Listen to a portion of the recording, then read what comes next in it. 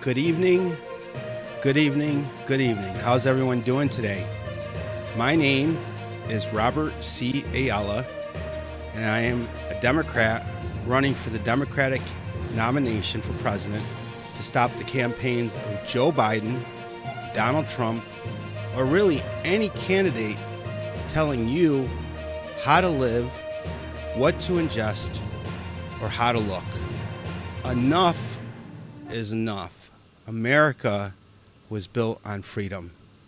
And somewhere along the line, we have lost our way. So, I hope everyone's doing well today on Wednesday. I believe the date is, let me double check, August 16th. It's been pretty uneventful today, so I don't have a lot of things to go over.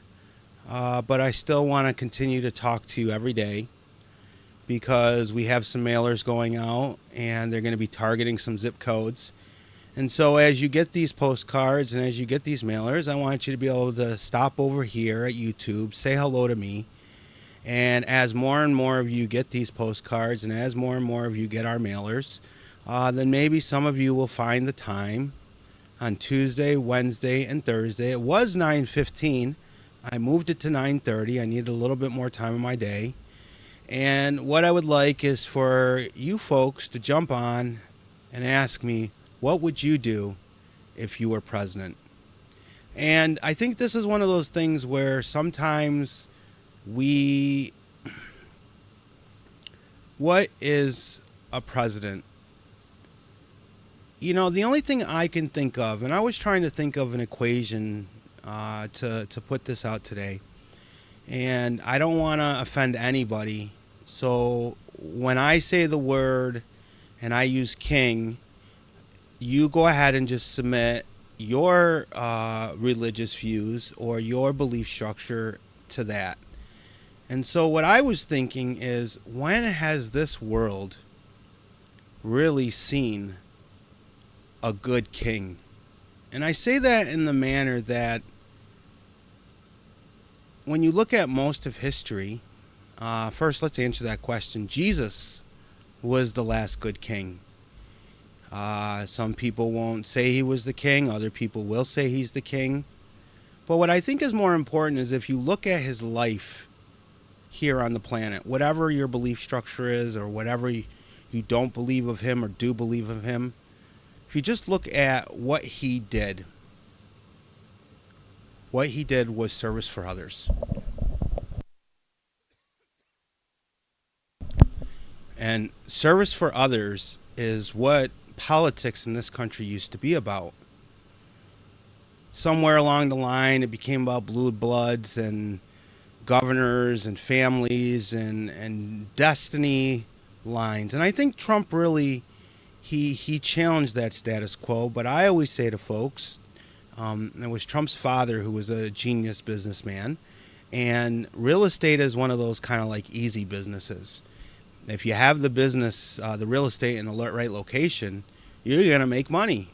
And if you get other people to work your real estate business for you in hopes that maybe one day they might become wealthy like you, we have a lot of hotel chains, and that's what they do. And it's okay. It's a good business model. But the idea of actually providing a bed and some coffee, I'm not really sure that makes you out to have the empathy that you need to be president. So although there was some good conditions with Trump in terms of him being somewhat of a business person to amass the wealth that he was able to amass, I don't think it really positioned him in the way to deal with the U.S. government that isn't always focused on a profit and revenue position. Sometimes the government has to allocate resources to things that aren't always popular. But what I want to remind everybody of is in 2002, I believe the deficit of the United States of America was a surplus when George W. Bush got into office. And today it's 30 trillion and counting. And the reality is if you just keep printing money and you keep manufacturing it without any currency behind it, it will collapse one day. Now, it's not going to collapse to China anytime soon, folks.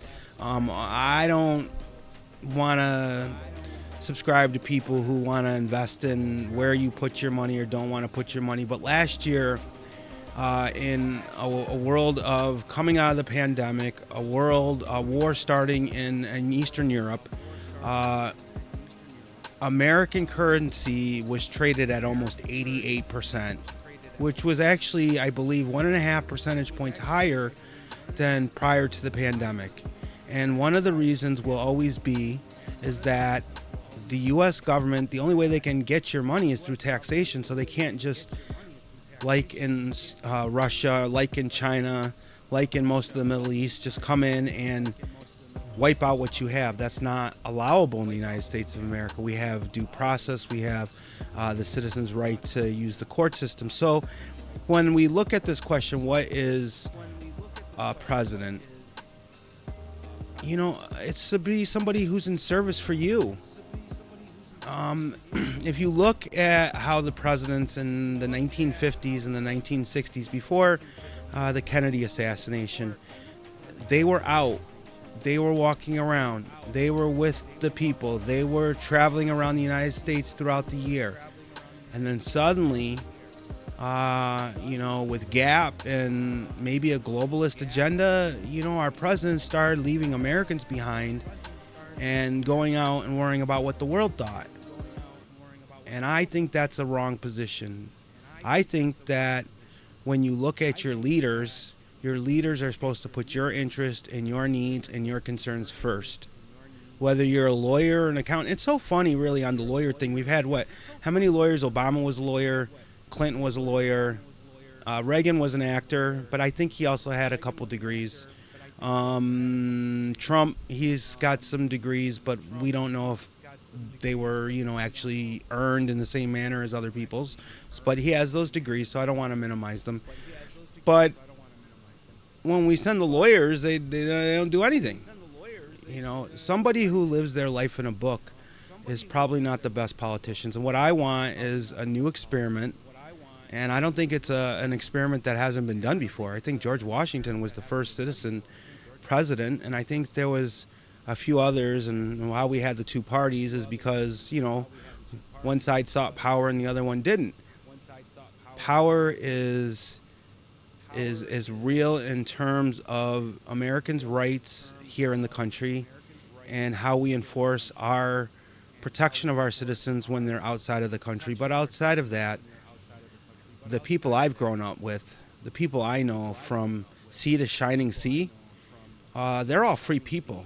They don't really appreciate when you go and tell them what to do. Every man's home is his castle. So I think at the end of the day, what a true leader is somebody who puts the people first. And so if we put that as the bar going forward and we allow a debate to move forward for the Democratic nomination, then people can come talk to me. You can help me, because then some of my clients will be more inclined to step out of the shadows a little bit. But if you look at Donald Trump and his accounting firm, Mazar, generally finances are private to most people, and they don't want to tell the whole world. So sometimes when you go out and see some of my reviews initially, 8 or 9, maybe 10 years ago, 2009, it's a while now. I'm a boomer, I guess. I asked for them so that I could just have them there. But most people in financial markets don't want to come out and rate people and their service professionals. Most people are very private when it comes to their money. So I think at the end of the day, we should really discuss whether the current iteration of candidates out there are really what we think should be representing America. I don't, for one. I know on my side, Joe Biden does not represent me. I know Kamala Harris doesn't represent me. I know Senator Hillary Clinton doesn't represent me. I know Gavin Newsom doesn't represent me. I don't really have any other names because nobody else is really vying to jump on the stage because everybody's staying in their place. So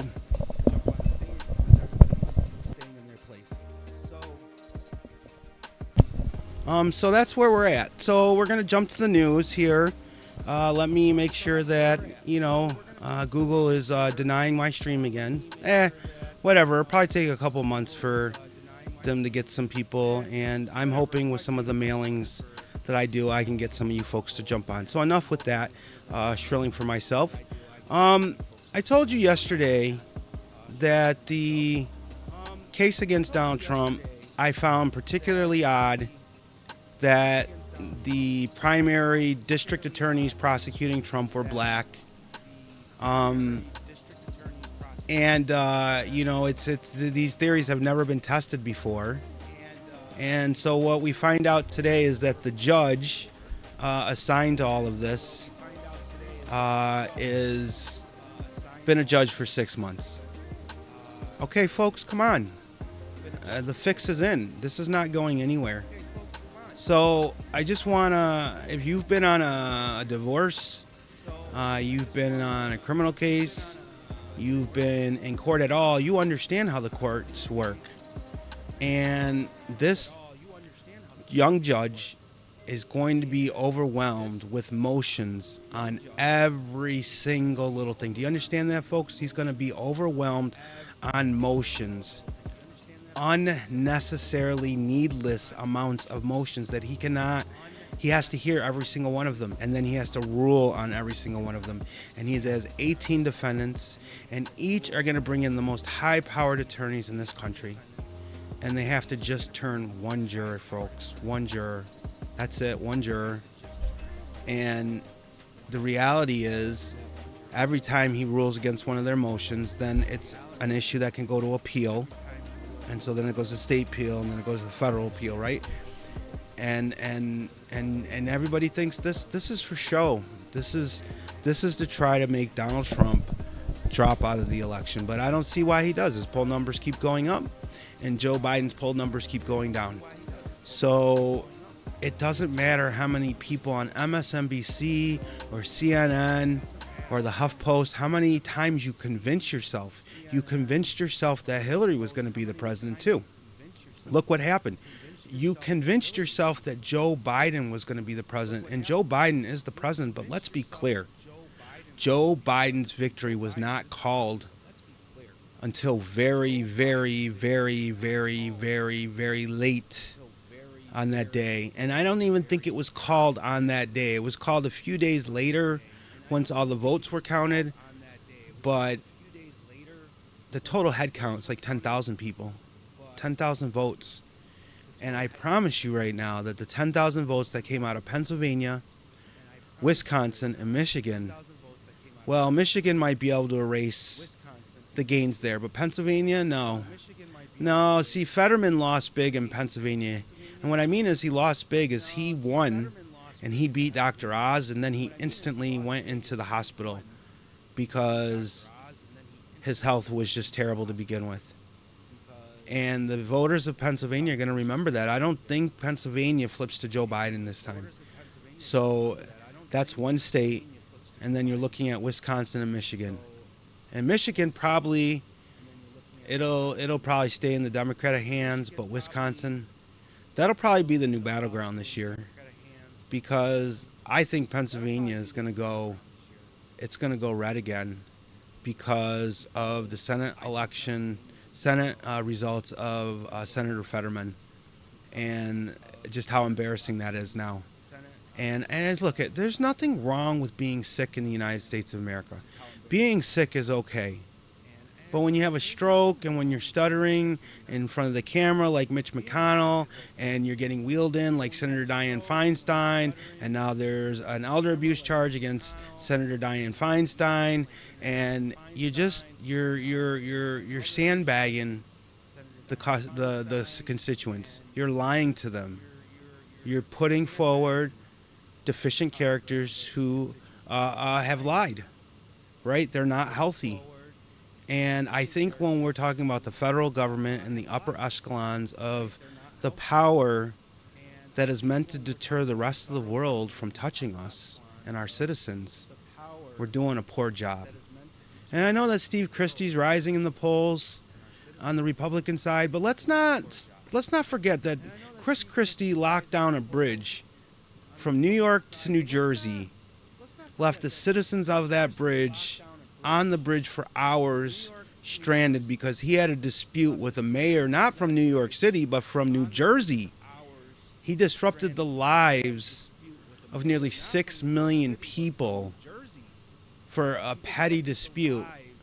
If anything, Donald Trump learned from Chris Christie. So why anybody out there in New Hampshire is pushing Chris Christie to the top when you already have Donald Trump? Just stick with Donald Trump. Take your candidate and run with him. But this case against Donald Trump is doomed. And the one in New York City is doomed, because at the end of the day, Joe Biden is president. And even though Trump did all this nonsensical crap, it's the same crap Al Gore did. He just chose a different theater to do it in. Trump did his theater in social media and the public opinion, and Al Gore did his in the court of law, going to the state of Florida, raising constitutional challenges, using the appeal process, getting all the way to the Supreme Court that decided it, right? And not one moment did anybody call Al Gore a traitor. Not one time did anyone say Al Gore was an election denier. Not one time. Cheering him on. So there we are again. I'm going to leave it alone. Let's go on to one little bit of more funny news. And it just his character. Because Biden's been lying all his life. He lies about everything, you know. And this time he claims he witnessed the Pittsburgh Bridge collapse. He witnessed it himself, he says, okay? He was there. He had future powers. See, the thing is he saw the my buddy on, this is funny, I thought I had closed down Steam. He had actually had the foresight to see that the bridge was going to collapse, right?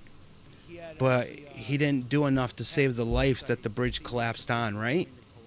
And he didn't do anything to make a phone call to let the people in New Jersey know that the bridge was about to collapse.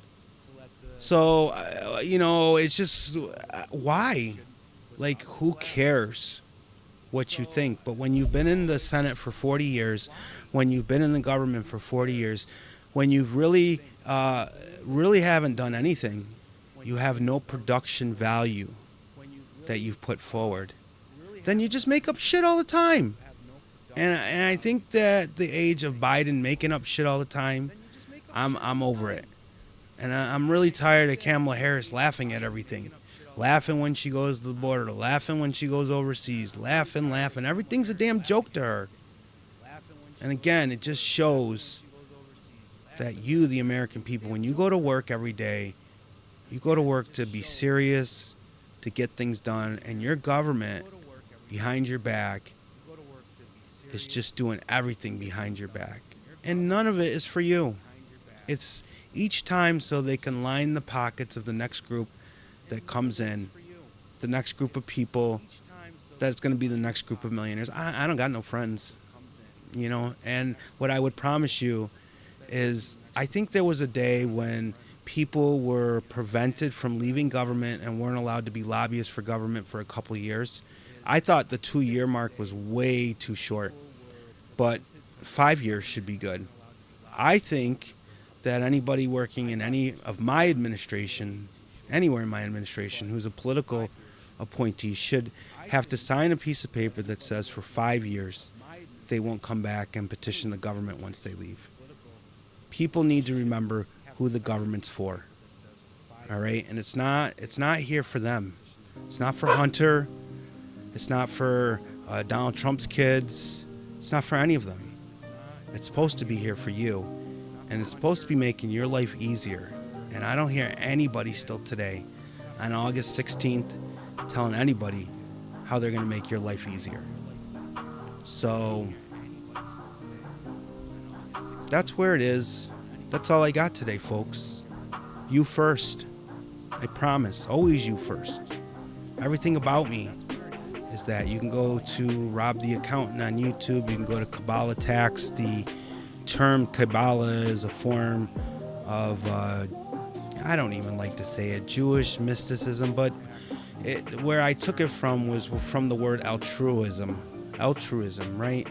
Giving to others, being there for others. And I think that's what my life was put here for, is to be here for other people. And whether this is the task, who knows? We won't know until we get there or we don't get there. But it doesn't change who I am. And it doesn't change the fact that I will always put you first, because I'm a real Democrat. And a real Democrat is somebody who puts you first, people before profits. Thank you. Have a great night. I hope you watch this on YouTube later. And I hope some of you guys can start joining me on Tuesday, Wednesday, and Thursday, 9:30, and ask some questions, and that we can really force a primary of Joe Biden. And maybe, just maybe, the next leader of this free country will be somebody who's not over the age of 60. Have a good night, and thank you.